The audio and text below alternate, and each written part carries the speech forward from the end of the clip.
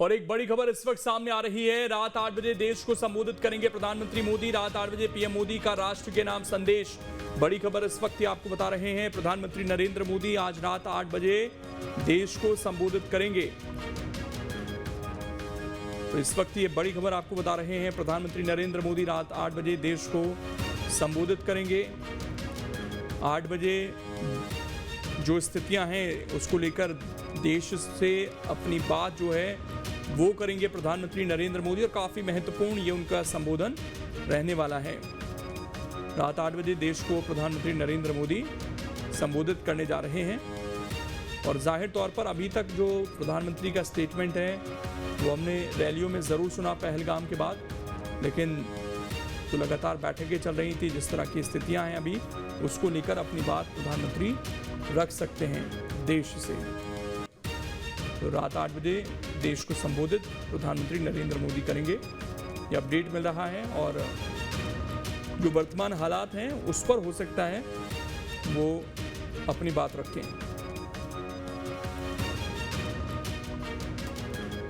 हमारे सहयोगी राहुल डबास इस वक्त जुड़ गए हैं ज्यादा जानकारी के साथ।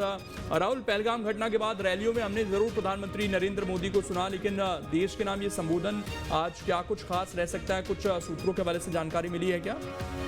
देखिए, प्रधानमंत्री का जो संबोधन होगा वो ऑपरेशन सिंदूर को लेकर ही होगा। कल किस तरीके से प्रेस कॉन्फ्रेंस की गई और बताया गया कि भारत ने लगभग 100 आतंकवादियों को मौत के घाट उतारा, और जिस तरीके से एयरफोर्स से लेकर नेवी से लेकर के और इन्फेंट्री तक का इस्तेमाल किया गया। आज की प्रेस कॉन्फ्रेंस में भी यही बताया गया, और ये बताया गया कि अगर कोई मिस एडवेंचर पाकिस्तान के लिहाज से होता है सीज फायर को लेकर के, तो भारत की तरफ से माकूल जवाब दिया जाएगा। तो प्रधानमंत्री भी ऑब्जेक्टिव को लेकर, ऑपरेशन सिंदूर को लेकर, उसके बाद जिस तरह से सीज फायर हुआ है इसको लेकर देश को संबोधित करेंगे। जी राहुल, लेकिन उससे पहले जो बैठक भी होनी है एक महत्वपूर्ण डीजीएमओ स्तर की, और उसके बाद ये प्रधानमंत्री का जाहिर तौर पर संदेश आएगा। क्या अब ये जो चीजें हुई थी और इस संबोधन में अब सबकी निगाह रहेगी कि किन किन मुद्दों को पीएम उठाते हैं, लेकिन खास तौर पर आप देखें कि ऑपरेशन सिंदूर पाकिस्तान के खिलाफ जो चला, आतंकवादी ठिकाने ध्वस्त किए गए, सैकड़ों आतंकवादी उसमें ढेर हुए, बहुत सारे खूंखार आतंकवादी उसमें मारे गए। पहलगाम की घटना के बाद जो ऑपरेशन सिंदूर शुरू हुआ और फिर सीज फायर तक, तो क्या घटनाक्रम रहा, किस तरीके से पहलगाम में जो घटना घटी, आतंकी हमला हुआ, उसका भारत ने पाकिस्तान से और आतंकवादियों से बदला लिया है। उसके बाद पाकिस्तान की तरफ से जो नापाक हरकतें की गई, भारत पर आक्रमण करने की कोशिश की गई, भारत ने उसको मुंहतोड़ जवाब उसका दिया। फिर पाकिस्तान घुटने के बल आया, खुद उसकी तरफ से सीज फायर के लिए आग्रह किया गया, फिर सीज फायर हुआ, लेकिन भारत अभी भी अपने पोजीशन पर है। और भारत ने दो टूक कह दिया है कि न तो ऑपरेशन सिंदूर बंद किया गया है और न ही अब किसी तरीके की आतंकी गतिविधि को भारत बर्दाश्त करने जा रहा है। तो बहुत सारे ऐसे मुद्दे हैं जिसको प्रधानमंत्री अपने राष्ट्र के नाम संबोधन में उठा सकते हैं। प्रधानमंत्री विस्तार से बता सकते हैं कि किस तरीके से और क्यों ऑपरेशन सिंदूर को शुरू किया गया, और भारत को कितनी सफलता उसको मिली है, और भारत के लिए कितना यह महत्वपूर्ण रहा है, और भारत सरकार आगे क्या कुछ और कर सकती है या करने वाली है। तो एक तरीके से राष्ट्र के लोगों का मनोबल भी बढ़ाएंगे। दूसरी बात एक और भी है कि सीज फायर के बाद से पूरे देश भर में राजनीतिक प्रतिक्रियाएं भी आ रही हैं, आम लोगों की प्रतिक्रियाएं भी आ रही हैं। समाज के एक बड़े तबके में इसे लेकर के निराशा भी है कि पाकिस्तान को सबक सिखा देना था, क्यों सीज फायर कर दिया गया। बहुत सारे सवाल इससे जुड़े हुए हैं।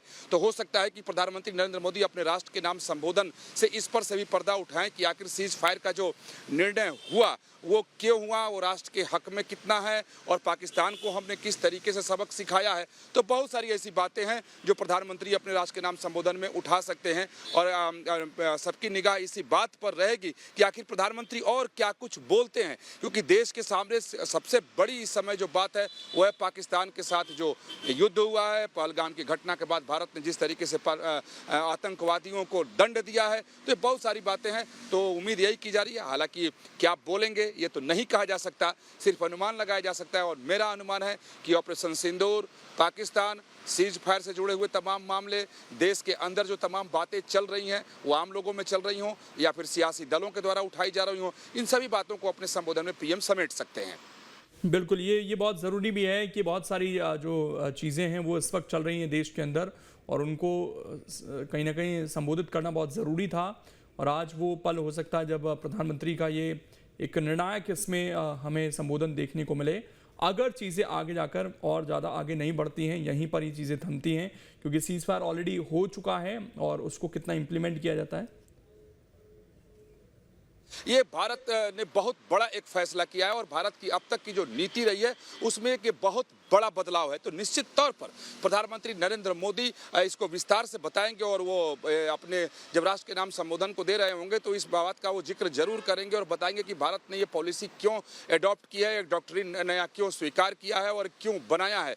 क्योंकि बार बार आतंकी हमले इस देश में होते रहे हैं, भारत उसका जवाब देता रहा है, लेकिन अब भारत ने घोषित कर दिया है कि वो देश के खिलाफ युद्ध माना जाएगा। तो निश्चित तौर पर प्रधानमंत्री नरेंद्र मोदी अपने राष्ट्र के नाम संबोधन में इसको सम्मिलित करेंगे कि आप देखें कि जो कशीदगी की स्थिति है, जो तनाव की स्थिति पाकिस्तान के है, सीज फायर के बावजूद, सीज फायर के तत्काल बाद पाकिस्तान ने उल्लंघन कर दिया था उसके बाद अभी भी स्थिति तनावपूर्ण बनी हुई है। हालांकि बॉर्डर पे शांति है, लेकिन आगे क्या भारत की रणनीति रहेगी खास तौर पर पाकिस्तान को लेकर, क्योंकि पाकिस्तान एक देश के रूप में, एक पड़ोसी के रूप में व्यवहार ही नहीं करता है।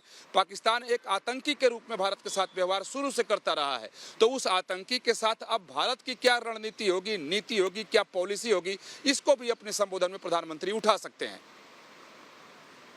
चीज़ें हैं जो देखने को मिल सकती हैं और रात 8 बजे देश को संबोधित करेंगे प्रधानमंत्री नरेंद्र मोदी। सबकी नज़रें इस पर हैं और कई पॉलिसीज़ के बारे में हो सकता है प्रधानमंत्री जानकारी दें, भारत के स्टैंड के बारे में जो है वो जानकारी दें और जो सीमा पार से भी कई चीज़ें कही जा रही हैं, जो प्रोपेगेंडा किए जा रहे हैं, उसको लेकर भी जाहिर तौर पर प्रधानमंत्री यहाँ पर अपनी बात रख सकते हैं। तो इसका कहीं ना कहीं इंतजार भी था, क्योंकि हो या मेरा कोई भी घरेलू मुद्दा हो, हम किसी तीसरे पार्टी की मध्यस्थता कभी स्वीकार नहीं करेंगे। अगर बात करना होगा तो सीधे तौर पर करेंगे। और जब ये सीज फायर का मामला आया और तमाम सारी बातें आई और डोनाल्ड ट्रंप का जब ट्वीट आया, उसके बाद कई सारी चीज़ें आई, तो उस समय भी भारत ने बिल्कुल साफ कर दिया कि किसी तीसरे जगह पर किसी तीसरे व्यक्ति की मध्यस्थता उसे स्वीकार नहीं है। यानी जो कह सकते हैं कि अमेरिका इस बात से काफ़ी उत्साहित है, ललायित है कि भारत ये कहे कि या पाकिस्तान कहे कि आइए आप मध्यस्थता कर दीजिए। तो भारत ने पहले ही साफ कर दिया अंतर्राष्ट्रीय समुदाय के सामने, अमेरिका के सामने या पूरे दुनिया के सामने कि भाई हम किसी भी तीसरे व्यक्ति की मध्यस्थता स्वीकार करने नहीं जा रहे हैं। तो भारत की ये जो नीति रहे शुरू से है और इसको भी मजबूती से इस बार प्रधानमंत्री नरेंद्र मोदी ने उठाया। तो राष्ट्र के नाम संबोधन में इस मसले को भी वो उठा सकते हैं और बता सकते हैं कि ऑपरेशन सिंदूर किस वजह से हमने शुरू किया, आतंकवाद को किस हद तक हमने जवाब दिया, आगे भी आतंकवादियों को किस तरह जवाब देंगे और इस किसी भी मामले में हम तीसरे के हस्तक्षेप को बर्दाश्त नहीं करेंगे। तो बहुत सारे ऐसे मुद्दे हैं जिस पर प्रधानमंत्री नरेंद्र मोदी अपनी बात देश के सामने 8 बजे रख सकते हैं।